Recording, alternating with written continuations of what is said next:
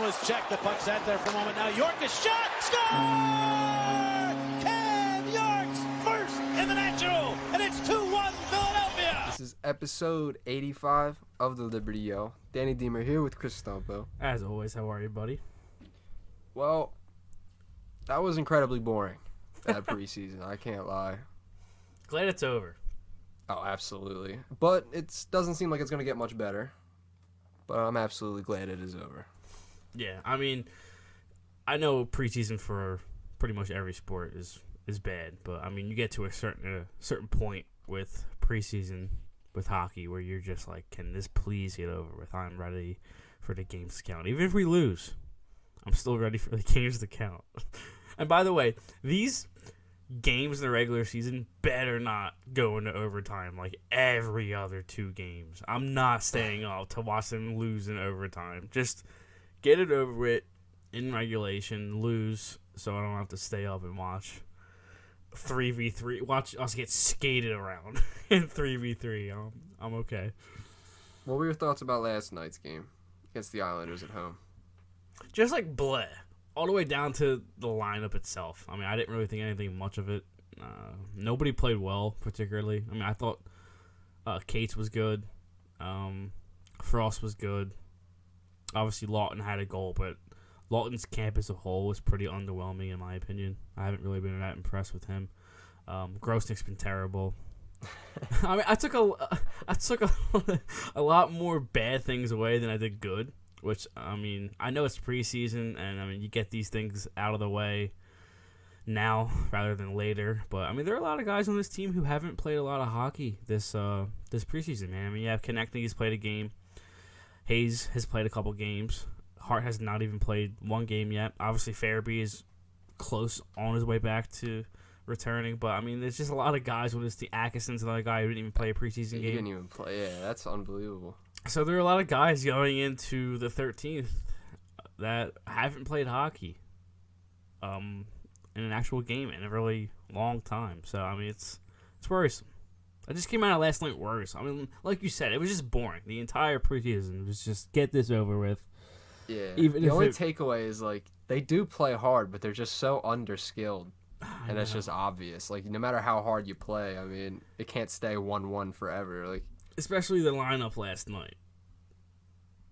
Well, you were just, I mean, it wasn't the typical, last preseason game, you're going to probably throw the team that you're going to see out there. I mean, they can't even do that even if they wanted to right now because of all the guys that are injured. So it's just underwhelming. This entire preseason has been very underwhelming, especially after that 2-1 win to start it off against Boston. You kind of, all right, maybe they can kind of get some things going here, but then it was just, all right.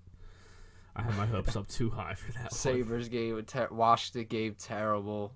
Yeah. I mean, like I just said before we hit record, outscored 16-8 in 6 preseason games. It's not ideal, man. It's not ideal, and it sucks to see because the goalies have been good. Like, Ersson, Torch joked about it today in his media availability. Oh, has he let a goal up yet? Kind of joking around, which is, I mean, it's true. I mean, he's been standing on his head his entire preseason. Sandstrom, when healthy, has been really good. Obviously, we haven't seen Hart, but, I mean, Grosnick's been, I mean, he can't even If Ersson played that full game last night, they win. Yeah. I really believe probably, honestly. He was locked in. Grosnick has given up some soft goals this preseason. I mean, goals where you're just kind of throwing your hands up like, I know it's preseason, but, I mean, you got to get these, you know? It's just... Yeah, the one where, like, York got burnt, I mean, you got to bail him out there, man. That soft-ass backhand. Are you kidding me? Yeah. We'll get into that. We'll get into that in a little bit, but, actually, let's get into it right now. The Flyers did make some more cuts today. They announced, around 12-1. Forwards, Tyson Foerster, Ole Lexell. Defenseman, Adam Ginning. I don't know how to say it. Karashek, I think his name is. Then Cam York was sent down. He's the big name in that group. And then goaltender Pat Nagel was sent down. And then forwards, Adam Brooks, Max Willman, and defenseman Louis Bellapido have been placed on waivers for the purpose of sending them down. So, and then J.R. Avon was assigned to the OHL. So, some moves were made today, Danny. And the Cam York one especially is the hot button topic of the fan base today. Everyone's talking about it. Some people are on both sides of the fence. It's a good discussion that's happening right now. I mean, It is. It really and you know is. what? It's one that I think I'd be on the other side of the fence on just a couple of years ago. I really feel that way, but it's to the point now where we need to set a standard.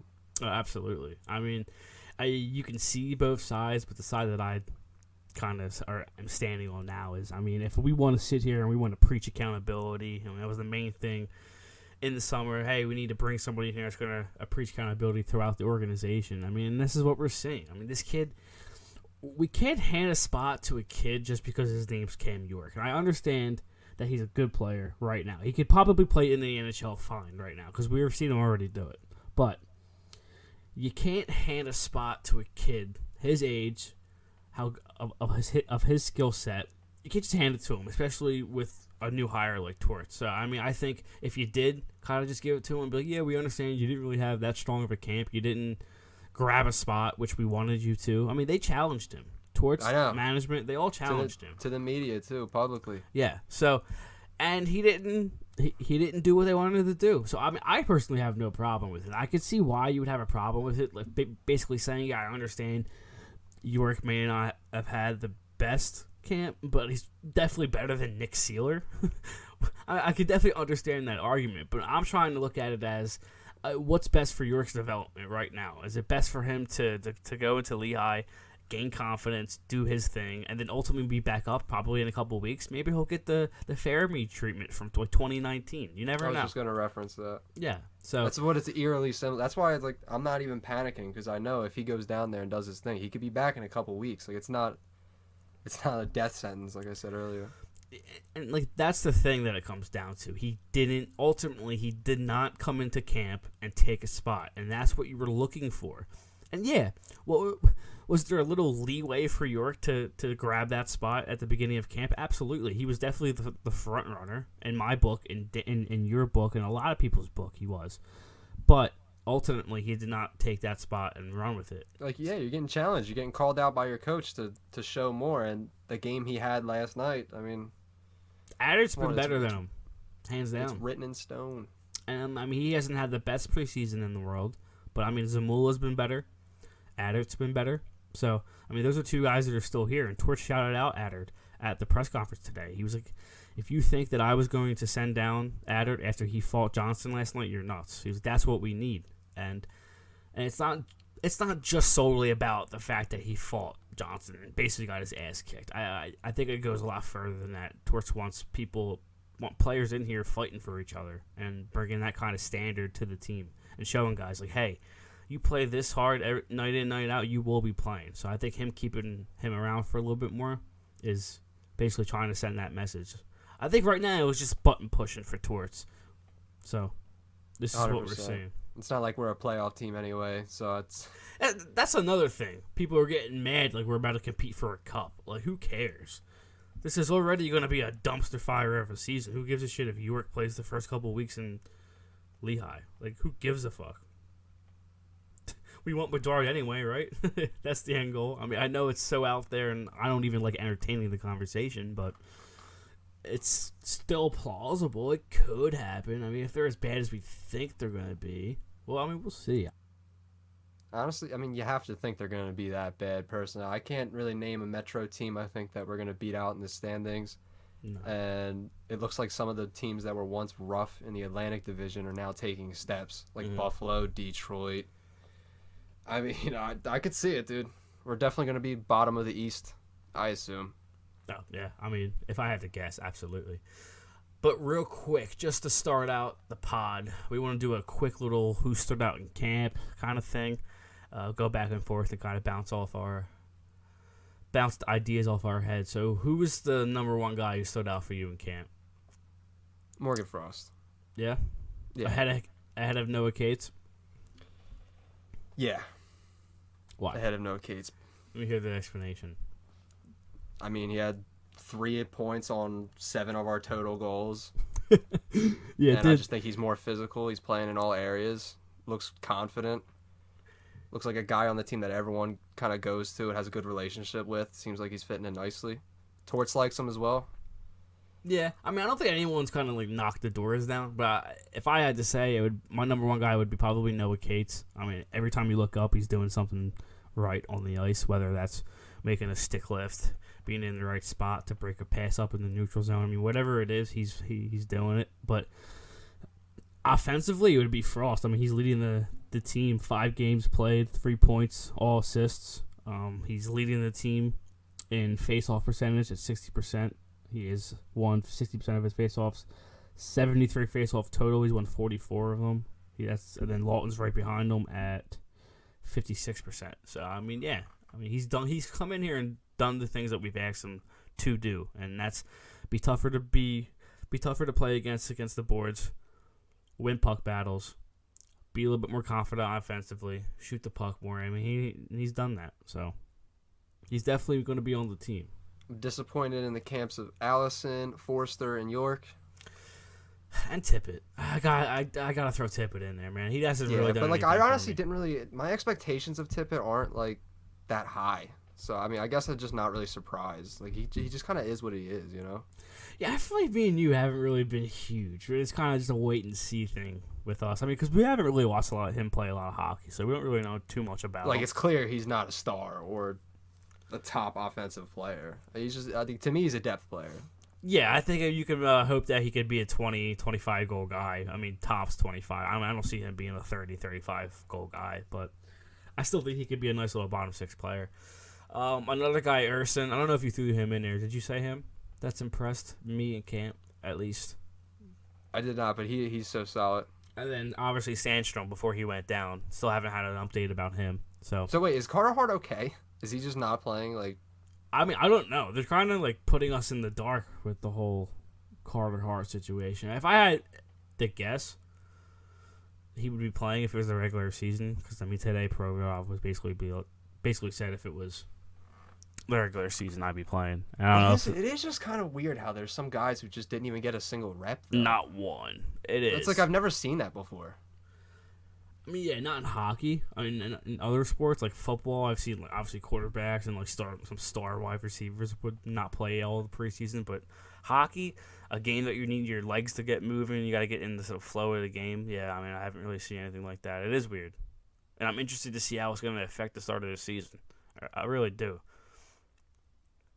Like, no wonder why we've been so incredibly boring on offense. Every good, semi-good offensive player we have has just not been playing. It's like I can't keep watching Hodgson every night. Oddly enough, I did like some games from McEwen. Can't lie, but McEwen's McEwen, so take that for what you want. His last game, the last game against the Islanders yesterday, was the only game where I noticed he was on the ice. So, I mean, if that's saying he had like a quote-unquote good game, then I guess he had a good game. But, I mean, that was the only time I was like, oh, Zach McEwen's still on the team. Awesome. That's cool. But he'll probably make the roster because they just not sent back Hodgson, but I mean Hodgson's kind of on the bubble right now. But let's go over the lines real quick, just so we kind of know who we're talking about and who's still here. So JVR, Hayes, Konechny would be the top line if the season started today. Noah Cates, Frost, Atkinson, Allison, Lawton, Tippett, Delorier, Jackson, Case, McEwen. And then Hodgson and Tanner's here are kind of the bubble guys, if you're going to talk forwards, because you still have Couturier, Brown, and then Farabee still hurt. So that's your forward group. And then defense, Provorov, D'Angelo, Sanheim, Risto, Sealer, Braun, and then Connaughton, Zamula, and Adder are all still there. So that's who's still in the mix. So there's still some cuts to be made. A lot of injury questions to be answered before we really know what kind of lines they're going to be running. I mean, Torts did say today that he's going to start with that early this week with trying to get some kind of lines together and see where things are going to fall into place with all these injury concerns. I mean, it's a lot of questions going into a season, Danny. It's kind of worrisome. Not that we didn't already think it was going to be bad. Yeah, I mean, after the off season, I've kind of just accepted that we're going to be bad. But it should be better than the preseason lineups, I guess. I mean, I would hope. I mean, hopefully Atkinson's back. Farabee will probably be back in a couple of games. Hayes, Lawton. So, yeah, I mean, it's going to look better, but not that much better. I mean, if Nick Sealer is going to be my fifth defenseman, man, my third left-handed defenseman. I mean, if you would have told me that before the season started, I would have been like, what? I know the season's going to suck, but what? Nick Sealer, like, he's still here. I remember when we signed him. Oh, it's fine. It's fine. As long as he's not playing in the top six, that's cool. But here he is. Probably going to start the season out next to Braun. Unreal, dude. Like, that's where we're at right now. Chuck Fletcher, man. Who is your backup goalie, though? If you were at the pit, I mean, obviously Sandstrom's hurt, so I mean the only option would be Urson, huh? Yeah, that's got to be a lock now. You would think. Yeah, I mean it's definitely not Grosnick. I'll tell you that much. He's given up some. I'm so tired of watching that guy. I'm sorry, he's just too many weak ones. I mean, what did I say a couple podcasts ago? He's a 30-something-year-old goalie who has seen 4 NHL games in his career. We know what that guy is. Let's give it to one of the young guns. Let's see what they'll do with the backup spot. And, knock on wood, but, I mean, we don't really know too much about this Hart injury. Urson might be starting the opening night against the Devils on the 13th. I mean, it looks that way. Yeah, I mean, so if any of these guys are going to be starting on the 13th, it's better be Urson or Sandstrom, if Sandstrom's healthy, obviously. So, I mean, it's not really a topic to have a huge discussion about. It really isn't. I mean, it's pretty simple. He just hasn't been good. He's been awful. He's actually been awful. All right, let's get into the questions from Twitter. There's not a lot of them. Bleed Orange and Black. My guy. Let's fucking go, boys. How long do you think the boys will take to get Torts system rocking? Who do you want to see more? The Flyers in first year of Torts or Lehigh Valley in the youth development? See, I think the first question is actually pretty it's a topic that I've been thinking about for a while because, I mean, Torts has been saying it throughout the summer, kind of in the beginning of training camp, that this might take a while and this might be ugly in the beginning. So I do think it's going to take a little bit to kind of get the system down because they've just started systems and breakouts and all that. I think either this week or last week. I mean, they've just started to kind of implement what Torts wants to do with the team. So, yeah, I think it's going to take a couple of weeks into the season to get things going. And, I mean, obviously I'm a little bit more excited to see the Flyers. But, I mean, it is going to be interesting to keep tabs on the Phantoms this year down there because there are going to be a lot of players. I mean, right now, Tyson Foerster, Desnoyers, Wisdom, York. So there's a lot of interesting players down there for sure. For who do I want to see more? I mean, there's not really anyone I want to see more of personally. I think everyone's getting proper roles, proper positions. I mean, maybe Morgan Frost, but I think he's getting plenty of playing time. Like, I've seen nothing but Morgan Frost this preseason. So yeah, I'm pretty sure he's played in almost every game. I think he's played in 5 of the 6. Seamus, will the team be this boring all year? Yes. They're going to be a very defensive team that plays in 2-1, 3-2 games that's going to try to just suppress you and kind of just block your shots and try to beat you that way. I mean, it's not going to be a high-scoring team at all, so don't expect that. Yeah, with the style they play, unless they're winning consistently, it's going to be very boring. I mean, this might be a hot take considering how bad the power play was last year, but, I mean, maybe you can bank on the power play not scoring at a 14% rate, so maybe they'll be a little bit better to watch. I don't know if that's a hot take or not, but honestly, I doubt it. With Giroux gone, yeah. No new additions. I don't know. I just refuse to believe that you can be that bad on the power play. I mean, even with G here, it looked like they didn't play on a power play before. I mean, it was mind-blowing how they just stood in one spot, didn't move their feet, didn't try to find soft spots, didn't try to zip the puck around or anything like that. It was just stagnant. Just, let me just pass the puck here, go to the outside, and just throw a flubber on that. I mean, that's what our power play has been for the last, 5 years, 6 years? It's been frustrating stuff, dude. Jacqueezy, sign or trade Sanheim? Also, is anyone hitting 25 goals this year? I hope. Yeah, Atkinson and JVR. That's probably like my two picks. Yeah, you think JVR 25 piece? That'd be nice. I doubt it, the way he's looked this preseason. True. I mean, we know what JVR is, Mister. I'm gonna go invisible for 11 games, and then that's when I'll score my 6 goals in 8 games clip. Yeah, he gets like the Sabres. Yeah. Sabres and the Senators. Sign or trade Sanheim. I mean, I feel like me and you have had this conversation on here multiple times. We're team trade Sanheim. Yeah. And it's not because we like hate Sanheim or just like want to get him out of here. We just think he's an attractive asset for other teams to pick up. He's on an expiring deal, and he's probably going to get paid around $5-6 million. That'd be more than that. No, I think he'll get probably more than that at some term too as well. With the way our defensive look, I mean, we have a guy in Ryan Ellis who I haven't even seen play yet. He's been on the team for 2 years. Tony DeAngelo, we just went out and got another $5 million defenseman. So yeah, I think Sanheim's going to look or try to command like 6 or maybe the sad reality is it's either trade Sanheim or re-sign him, and we're in a logjam for a long time defensive wise. Yeah, you re-sign Sanheim, you're paying Provorov, DeAngelo, Sanheim, Risto, all that money for a mediocre top 4. I mean, and like a lot of people were gonna throw like, oh, York could definitely step in, which I do think York could step in and play that top 4 role right now. But I mean, they're just playing. I mean, Torts likes his ability. He knows what kind of player he could be, so they're kind of being hard on him right now. But I mean,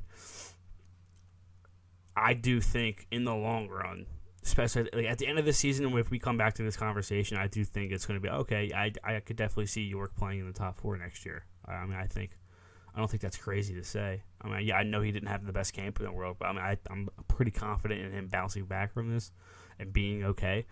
So I mean, yeah, absolutely. I think that's why there's no panic in us with this move. Like, no. It's very minor. It feels like you said, like the Farabee thing from the 2019 training camp, where he just said, "Go down there, handle your business, and you'll see me again really soon." And he went down there, tore it up, and came right back up. Was down there for a game, and it helped him. Came right back up, and he was better. Yeah, I think he went down one more time, and then he was back up for the foreseeable future. But yeah, I mean, I agree. I think he could go down there, be Cam York, gain your confidence back, and Brian, you'll be back up here because Nick Sealer's in your spot. So I mean, he's not taking it away from you by any means. Like, you lost this spot. Basically, is what this happened. Like, it's basically what happened. Cam York lost this spot himself. Nobody else to blame but him. I'm confident he'll be back and ready to go. So I'm not worried. That's why there's no panic in us, like you said. Brennan William, 82. What do the Flyers need to do to improve this season? Ugh. Just accountability. I think they'll already like naturally improve. I think just with Torts as the coach. Like, I think you're gonna get the end result. I don't think is gonna be a fantastic product, but I think throughout the year you're gonna get a better and better and better product the more they get comfortable with Torts. But for them to truly improve this season, it's just on the young guys. Like, they're the gamble. Definitely.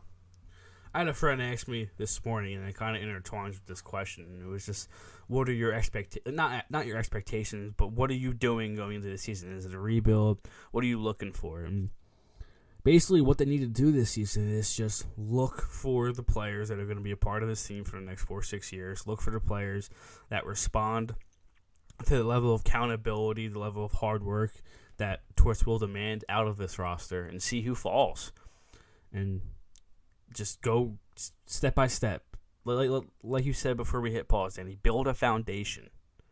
Start from the very basement, work your way up, and see how things go. I mean, that's the main goal for me. Get better, see how the young guys play, and just kind of build a foundation of accountability. Oh, that's what it's all about. That's why we like the York move, I feel like. Yeah. It's because at the end of the day, that's what this season is about. It's not about winning. If this was really about winning, then yeah, I'd be upset that York isn't playing opening night, but it's really not about winning right now. It's about just setting that standard. I know I'm tired of hearing the standard, especially with that documentary, but it's true though. Yeah, it is. When it comes down to it, the best thing for York right now is to go down there, because I don't think handing a job to a kid just because his name's Cam York and you had him penciled into that spot previously before camp started that you should just hand him the spot. I don't think it looks good for the organization. I don't think it looks good for the message that this organization has been is trying to send, especially with all that's been going on with the fans and how they can't say anything right without getting 2,000 replies telling them to go fuck themselves. So I mean, like, I think it would be a bad look. So I mean, yeah, I agree with the decision that they're making, because ultimately he's going to be back soon. I don't think he'll be gone for long. So. Yeah, like from what we've seen, I think it would be better for him to go down there and get some confidence against the Charlotte Checkers instead of, like, if he's looking like that right now and he's getting challenged and he's not living up to it. I mean, what's he gonna do against David Pasternak? You know what I'm saying? So just let him get more confidence down there. It can't hurt. I mean, it really can't. No, I mean, like we said, that's the main goal, is to do the right thing for Cam York's development going forward. So the next thing on our little preview list, if you will Uli Alexel make the team? And we have our answer to that. So, I mean, this doesn't have to be a crazy discussion. But I was impressed with him overall. Really was. Especially coming over from the SHL. It's a little bit of an adapt, like, you gotta adapt to the new ice. Yeah, he seemed like he was always, like, getting chances plays near the net. Yeah, absolutely. And, I mean, he's got skill, too. He's got great hands. He's a pretty big kid, too. Definitely excited to see what he's going to do down there with Foerster, Wisdom, Desnoyers, Addard soon, probably, York. I mean, it's going to be a fun watch down there. So, definitely impressed with his camp. Was always a dark horse to make the team, but definitely expect him to be up at some point this season, because injuries are going to happen eventually. It always does with this team. But another player, which honestly, my biggest surprise, hasn't been the most impressive, but my biggest surprise, Jackson Cates. Jackson Cates has blown, not blown the doors down, but he's blown my doors down that I had set for him, if that makes any sense, because I did not, I mean, I didn't even think he'd still be here at this point in camp. So I didn't think he was this good. I'm going to eat my words a little bit. I mean, he is not as bad as I thought he was. He really isn't. Maybe he got a full training camp with his brother. Like, who would have thought right? the Cates brothers would have been kind of one of our saving graces? Kind of a cool story, too. Yeah. Because, like, Noah's really good. Noah's better, obviously. Noah is a really good hockey player. He could be a stud. No, seriously. Like, we're going to get into him soon. But, I mean, Jackson Cates has surpassed all the expectations I had for him this camp. And, like I said, he hasn't blown down any doors. But, I mean, he's just been solid. And for a guy who's fighting for a fourth-line role, that's all you have to be. I mean, you throw him in the middle between Delorier and McEwen, I'm not hating that fourth line. I mean, would I rather have Tanner Lazinski probably in the center of them too? Yeah, but I mean, I don't care. Delorier's on that line regardless, so whatever guy you put in the middle, it's going to suck to watch, but Jackson Cates deserves it in my book right now. I mean, I know Tanner scored last night, but Jackson's just been really good. He's just been a solid player. I mean, he's been better when paired with Cates than when away from Cates. I say Cates as if they're not both named Cates. When he's been away from Noah, he's been not as good, obviously, because this Noah makes him a little bit better because of how good of a player he is. But really cool story for sure. And with Noah, I feel like with the kind of player he is, his style of play, coming into like how we know Torts likes responsible players, I feel like it's kind of like the perfect storm for him. Coming right in here into a Torts system, it's perfect for him, and he's just, he's taking it and he's running with it. Noah's just the kind of player always in the right spot, defensively responsible. So yeah, I mean he's a Torts kind of guy. So is Konechny too. Konechny kind of seems like he's been under Torts' wing throughout this camp, if you will. Another thing that we haven't talked about since our last episode, I think, Couturier. I think we got a little update on him about how he doesn't need to have back surgery, so that's good. If I could watch Sean Couturier before Christmas, I'm really happy. I mean, yeah, that'd be a win in my book. But I mean, like we just got done saying, obviously this season isn't about winning, and the long-term goal isn't a cup. But I mean, if he's ready to come back, he's ready to come back. But I am in no rush to see Sean Couturier. I mean, if he needs to sit out for the season, he needs to sit out for the season. I mean, it's not the worst thing in the world. I mean, the season's not going to be fun, to say the least. So, and with the captaincy front, Tort's announcing he's not going to name one to begin the year. He said potentially quarter mark of the season, maybe. Yeah, he said maybe. Yeah, a couple weeks into the season, see how things go. Which kind of screams it's Couturier to me. Maybe if he'll be back in a couple weeks of the season, and then you give it to him. But maybe I'm kind of reading into it a little bit too much. But I don't know. Don't really care about a captain at this point. Nah, I mean, I'm actually glad he didn't name one right away. Fuck no, this team doesn't deserve it. Nobody on this team deserves to be named captain right now. Somebody needs to break out and take that. Yeah, we're in the infancy stage of this new culture that he's trying to build, and we need someone to wait for someone to emerge as like just the guy in it. And when it happens, we'll know. Definitely. It'll jump right out at us, Danny. We'll be sitting on the pod being like, yep, there he is. And it might be Couturier, it might be Atkinson, it might be Provorov. Who knows? Patrick Brown's another guy that we didn't talk about last episode. He is dealing with back surgery, I believe. He had back surgery in the offseason. I don't think he's on the ice yet, so he's another guy to look forward to seeing, maybe November-ish, I guess, maybe December-ish, we'll see. And then obviously Joel Farabee is extremely close to making his way back. I wouldn't be shocked if he played opening night, but obviously you don't want to rush him back. That would be awesome. Yeah, would be awesome, but I mean, like we said with all these other players, if no rush to get him back, you know what I mean? No, absolutely. Take all the time, especially with the injury history we've had the last couple of years. Please take your time, dude.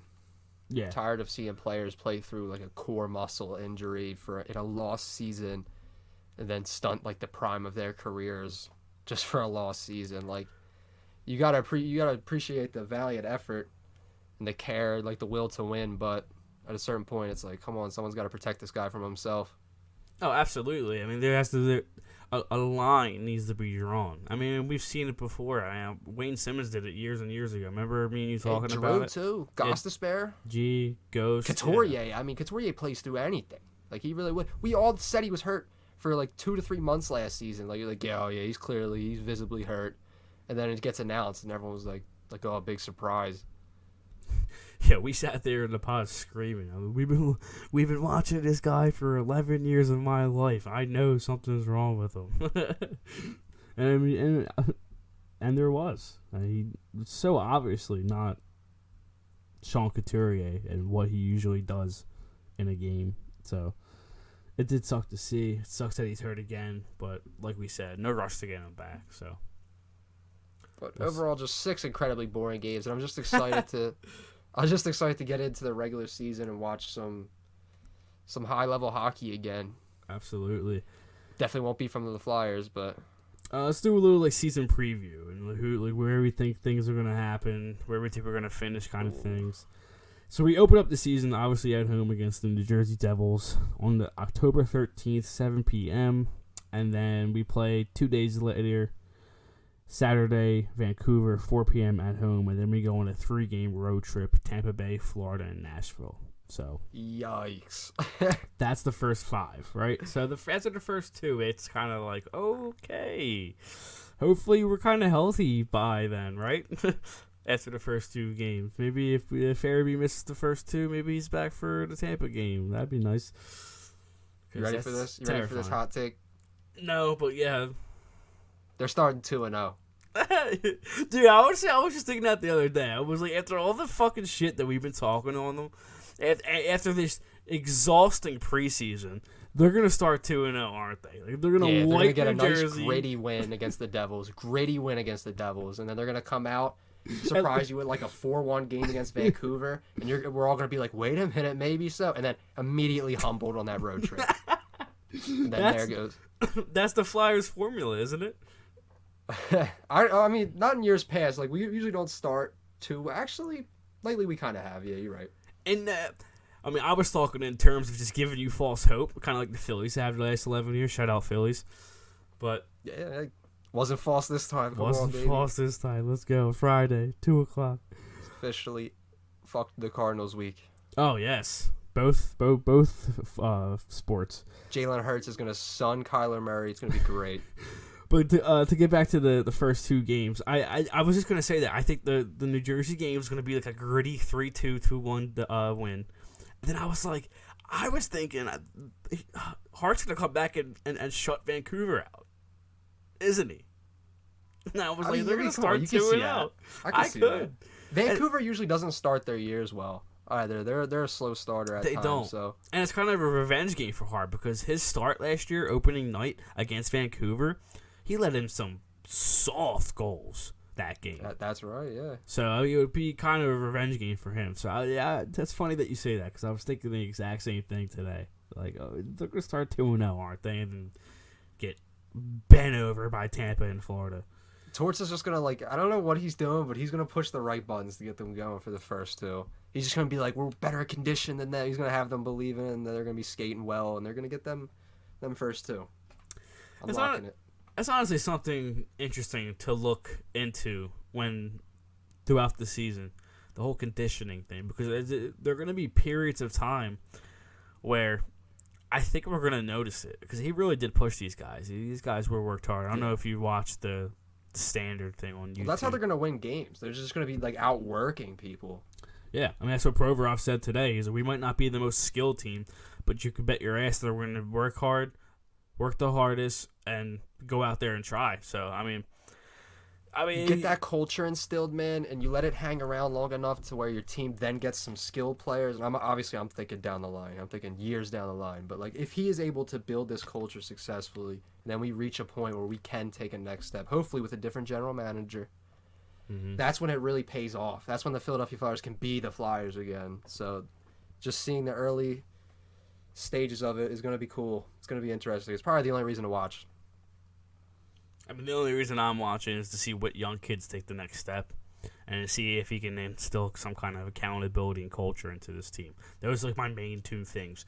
That's it. I'm not expecting any kind of winning. And it just sucks, man, because we were really led to believe we were going to get a team that we could believe in. Would Johnny Gaudreau, this, that, would we be believing in a Stanley Cup? No. But would we all be there October 13th? Yes.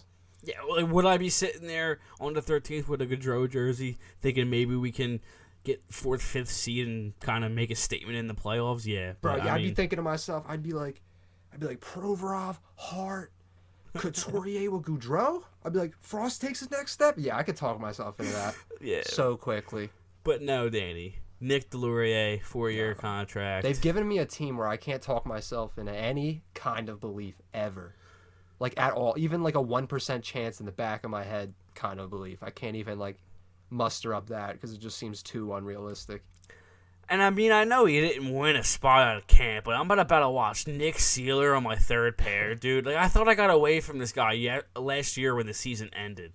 I cannot believe I'm still watching this guy play hockey. That's what been so brutal about the preseason is you see guys like Frost, Cates, and you're like, all right, well, I mean, they didn't score, but it was interesting watching them zip it around, and it was interesting hockey to watch. And then you see some lines come out, and you're just like, dude, this is just time killer. If we don't get scored on, we're just lucky to kill this time. Yeah, I mean, the fourth line, the Delorier line, whenever he was out there with I think McEwen or somebody, dude. I mean, Hodgson was brutal. Oh, Hodgson's bad, dude. The only 3 plays that Hodgson, Delorier, and McEwen make is skate. Accept the puck in the neutral zone, skate over the blue line, dump the puck, lose the puck race to the puck, throw a hit, and then go chase the play that you're currently behind. That's the only thing they do. It's the only thing they do. I mean, McEwen looked okay, like I said yesterday. Yeah, I noticed he was on the ice. 13 forward. But it's fucking brutal. That fourth line is going to be hilarious to watch this year. I mean, fighting is going to be fun to watch, don't get me wrong. When Delorier throws hands, I'm going to be screaming. But, I mean, watching him play hockey, that's going to suck. Yeah. I'm not trying to be an asshole, but, I mean, it's going to be fucking brutal. It's going to suck. But, I'm here for the fights. I mean, if you're going to fight dudes, I will be screaming because I do like my hockey fights. Yeah, I mean, it's been a while since we've had a team that kind of has that fuck you in it. At the very least, hopefully we get that. I mean, yeah. I mean, I would like to have that back. That'd be ideal. Because I mean, that's if you're not going to be good, if you're not going to win games, at least beat the shit out of other teams and let them know that it's not going to be easy when you come into this building. You know, like have some fucking pride, have some fucking dignity. You know. Meanwhile, up in Ottawa, stop. Drew and DeBrincat, their chemistry is just like it seems like they're gonna be a duo for a good bit here now. And they're talking to DeBrincat about an extension, which is probably going to get done soon. Of course they are. And it's going to get done because they're going to have like a nice feel-good year here. You said, and the vibes are going to be high. And this is just great, dude. Anything that could have went wrong, and somehow we're still here. That's crazy. Do you know what I was thinking about the other day? Not to get off topic, but Columbus Blue Jackets have a good roster, Danny. Dude, they're just a great team, like a great franchise in general, and it pisses me off because I remember back when they were that like expansion poverty team that only had one playoff appearance in their history, and now look at them. I mean, they're just a well-ran team. They get themselves in and out of contention, open up windows. I mean, for a market like Columbus to open up windows that they have, I mean, that one year they had Duchesne, Panarin, Pierre-Luc Jones, Dubois. Bobrovsky. Yeah, Dubois. I mean, and now it looks like they're thrusting themselves right back into the mix. Like they're building a great culture of themselves. Has David Jiricek made that team? Do you know? I have no clue. That would be crazy if he did, because that defense is fun and really, really, really, really interesting. I mean, that's the team that's a dark horse team for me, man. They seriously might. Actually, I wouldn't even be surprised if they were in the playoffs. I'm not even. No, I'm fourth in the Metro for me. Yeah, it's like seriously, man. Yeah, I could see them making like the East wild card. Yeah, absolutely. I mean, I think New Jersey's going to be obviously going to be pretty good. I mean, not New Jersey. I'm sorry. Carolina is going to be really good. You got the Rangers who are going to be good. I got Carolina and the Rangers in my top two. That's why I think number one, Carolina, Rangers 2. You got Washington, who, if they're healthy, can always put together just a monstrous year. Yeah, Pittsburgh in that division, they never go away, and I don't think they're going to go away because I mean they got like Raquel. They signed him to a nice extension. Obviously, Malkin went back. They got a lot of guys over there that could make a splash, if you will. Yeah, the Penguins are just one of those teams, like, you'll believe it when you see it. Like, I'll believe they won't be in the mix when I see it, because I've said it for years. Oh, I think this is the year the Penguins decline, and I'm proven wrong every single time. I know, so dude. It's like the Brady thing. It's like, all right, I'll just wait for him to fall off. Yeah, and that never happens. Yeah. Who do you have? If you had to go 1 through 8 in the Metro, what would you? Oof. Yeah. Top 2 for me, Carolina, New York would be number 1. Yeah, Carolina number 1. Carolina's probably my Cup favorite. I'm gonna go something crazy. I'm gonna go Carolina, New York, Columbus, Washington, Pittsburgh, Islanders, New Jersey, Philly. Actually, New Jersey ahead of the Islanders, so New Jersey, Philly, bottom 2 again.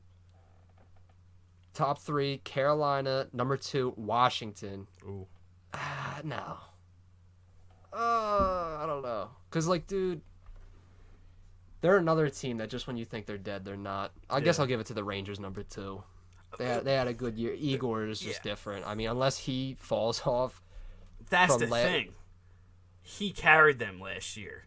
Will they be able to execute the same kind of season they had and have the same kind of success, playing the same kind of hockey? Can he stand on his head like he did last year? Yeah, I mean, can he might just be Henrik Lundqvist 2.0, dude. Is he that good? We'll see. So, I hope not. That would be such bullshit. It really would be. I mean, it's the Flyers' luck, man. You go they from have Adam Fox, Panarin, Vezina winner. Oh my God, it's disgusting. I know. So Carolina, New York. Who else? Who you got third? Washington, Pittsburgh. Cause I had Columbus, mine. Pittsburgh. Pitts. I mean, they're another team. Like we just said, never goes away. They'll never go away. As long as I've been alive, Pittsburgh's always been in my face, dude. They've never not once been good in my lifetime. It's actually pretty sickening. Number 4, Columbus. 5, Nice pick. Washington. Wash. 6, Devils. 7, Islanders. 8, Flyers. Yeah, I mean, at least we agree on the last guys, right? They're not going to be good. Those guys are not going to be good. Nah, the Devils are one of those teams, like, I feel like remember, like, they went on that streak of, like, winning the offseason for, like, 3 consecutive off seasons, and then never took the step. I mean, I'm excited to see Jack Hughes healthy. Definitely excited to see that kid. I mean, that kid's a star. That kid's going to be really good for Yeah. a really long time. I remember people were, he's a bust because he didn't score 100 points his first season because people think everybody's Connor McDavid and come into the league and scores. Well, I mean, we're already seeing some of that now with Montreal. Yeah.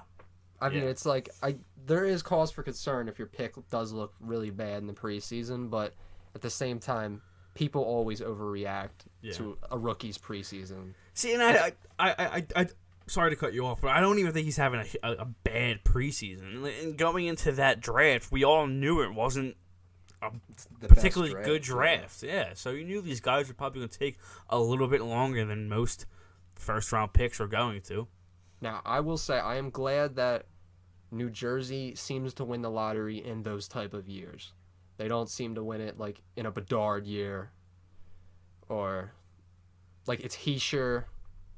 I mean, they did get Hughes. Yeah. And the other Hughes, both Hughes they have. Like, Luke's going to be really good. Yeah. So, I mean, the Devils are another team. I mean, they got Nemec as well. So, but thank God they didn't win that in like a year where there was like a McDavid or a Matthews. Or next year. I mean, that's a part of me hopes that they're actually pretty good next year so they don't get Bedard. So they stop winning the lottery? Yeah. Like, I don't want them anywhere near Bedard. Could you imagine them landing Bedard? Like, their rebuild would be completely over. They wouldn't even have to go do anything. I'm scared of them in the lottery. Like, I will never feel safe with them near us in the lottery. No, never. I'm not, like you said 5 minutes ago, I don't feel safe with literally any of these teams in the Metro. Every time I see any of these teams on the schedule that day, I'm going to be like, that's a fucking L. I'm betting against them. They're not going to win that game. And nobody on this, maybe the Islanders, maybe you catch them on a bad night, but even them, like, I think they're going to be decent this year. I don't think they're going to be good, but, like, decent. It just sucks, because you remember the 2019-20 when we were rolling, it's like we would see any team on the schedule, we'd be like, Boston? Bring them! You know what I mean? That type of confidence. Scared, but let's go. Yeah, kind of. Well, like Washington, we would see Washington on the schedule, even when they had some pretty damn good teams, like especially that year, and we were like, bring them to us because we owned them. Yeah, that little stretch from like. I have no confidence in any team, like for us to beat any team. I guess maybe the Coyotes, but even then, like they're gonna give us a match, bro. I'll tell you that. Coyotes, that's gonna be the bout of the century. Flyers versus Coyotes. I'm actually kind of excited to see what their stadium looks like. Dude, did you see the articles from the other day? No, what'd it say? Players are just so upset about players that they're talking about how terrible it is. Oh, like the insides and everything about it. Yeah, and stuff? just like doing training camp, like operating within it. Like early thoughts have came out and it's not good. Like they're really upset about it. I mean, I feel like we all could have figured that. I mean, they're playing. We got professional athletes in a fucking college stadium, dude. Probably had some guy like shotgun and a beer out front of their like locker room or something. Yeah, you got that fucking 19-year-old kid skipping his fucking class. Bro? What's up, dude? What are you doing? Who are you? Oh, I'm a Coyotes player. I have no idea what that is. I saw a meme today. It was a picture of Gary Bettman saying "I love you," and then it was like the picture next to it was that meme dog with like a Coyotes emblem on it saying "Let me die," and it had me crying during lunch. It was Seriously, really fun. though. I know. I mean, this is like they have been like the graveyard team for as long as I can remember. They're taking on contracts of players that played like 20 years ago. I know. It's fucking hilarious. Like I remember they traded for Datsuk's contract in like 2018. Fucking, I swear they just picked up Pronger's deal in like 2 years ago. Yeah, we traded them Prongers. Their Prongers It's deal. so funny, dude. I know. I think they even like traded maybe for Maybe even Henrik Zennerberg's deals at one point. I think they did. I think they did. Dude, could you imagine your team being the team that takes on contracts of guys who hung the fucking skates You're up? just like you're like a loan shark. Like imagine your team is just your team is put into a league just to be like a broker, like a loan shark. I know, bro. You're like the motel on the side of the road, dude. Like for us, for instance, like we talked about JVR the last 2 seasons. Our go-to response is like, yeah, let's just ship them to Arizona. Like it's just where players go to rot, bro. How many times did we say last year, bro? Go play in front of college kids, please.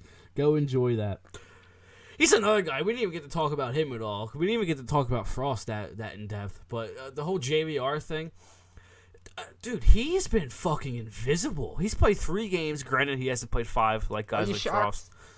But like, this was a training camp. No, I'm not shocked. But this was a training camp where I was like, dude, you're one of the leaders on this team, and like we're trying to instill a new kind of culture, a new kind of accountability. You have to be one of these guys to stand up and be like, yo, guys, look at me. I'm a fucking leader. Young guys, look at me. I'm going to lead us through this, lead us through camp. And he has been – I haven't even heard his fucking name, like, in camp. I mean, I've been to camp a couple of times at the skate zone, but invisible during games, and I haven't heard fucking shit from camp. So, I mean – saving it for the fucking regular season, I'm hoping.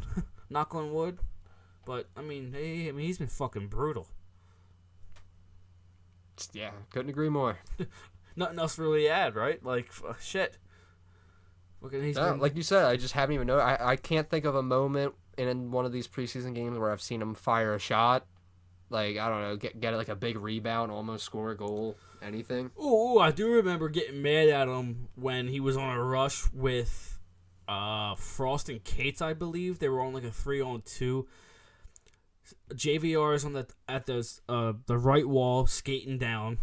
Defender kind of attacks him, and all he has to do is just put the puck in between, like right between the defender's stick on the Frost, and Frost and Cates have a 2-on-1. He just dumps the puck in instead, and I was just like, dude.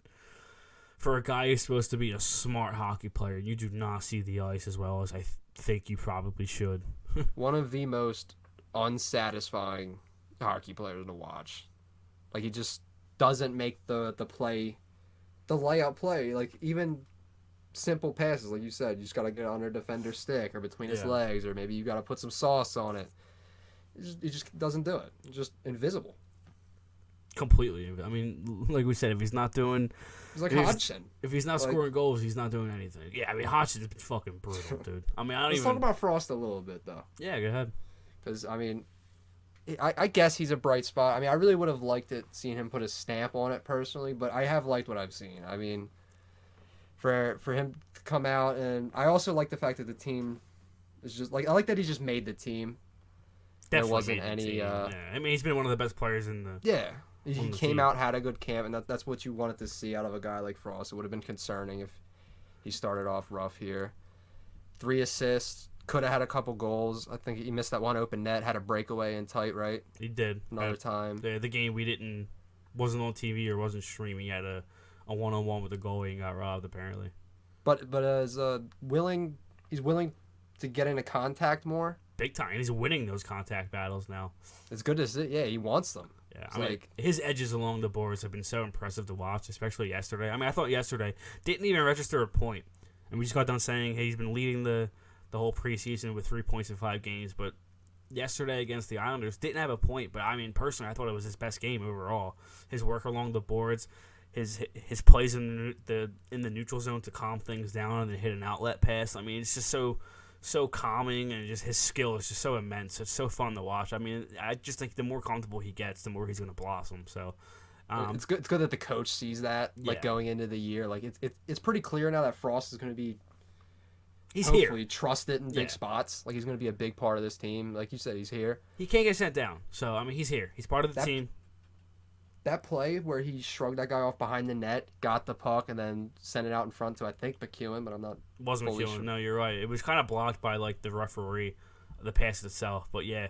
That was a nice play, man. I mean, one of his first shifts of the night, sprints down into the offensive zone, behind the net, stick lifts a dive, and throws the puck out front. I mean, it was a beautiful play. I mean, he's been impressive. He has been. I mean, he hasn't blown the doors down. Nobody has. But he's been one of the best players in camp, along with Cates, with and he's really Erson. set the tone to just progress forward. Like, I think Yeah, he's going to get more comfortable, and as we get more regulars in the lineup absolutely. and he improves, he's going to be playing with those regulars and hopefully on the power play. I'm excited to watch that for sure. I mean, yeah. I mean, me personally, I think he's 2C right now. I mean, I have JVR, Hayes, Konechny as my first line, unless you want to throw Noah Cates up there with Hayes and Konechny. But my second line is Noah Cates, Frost, Atkinson. I mean, you put Atkinson next to Frost and Cates, I think that would be an actually a pretty fun line to watch. And then Allison, Lawton, Tippett as the third line with Delorier, Jackson, Cates, and McEwen as the fourth. So we'll see. It's going to be interesting. We're finally here, regular season hockey. Finally, Danny, preseason hockey's over. We can finally watch hockey that matters. Finally. Just wish it mattered a little bit more. Yeah, but wish I had a little bit more expectation. I know what you mean. Is that all for this episode? Yeah, I think that's it. We'll be back next week towards the beginning. Towards the very close to the season opener next Should we week. do one before it? Well, we actually have a little bit of a surprise next week that we will be letting our viewers know on Twitter. So follow us on there. We do have something in store for you guys, so stay tuned for that. But yeah, we'll definitely have something out before the season opener. So we'll have more of an in-depth season review, season preview, who's going to lead the team in goals, points, fights, all that kind of stuff. So should be fun. Well, this has been episode 85. Follow us on all socials at The Liberty O. Follow me on Twitter at TLY Danny and Chris at Chris Stumps. Come on, go Phils, baby!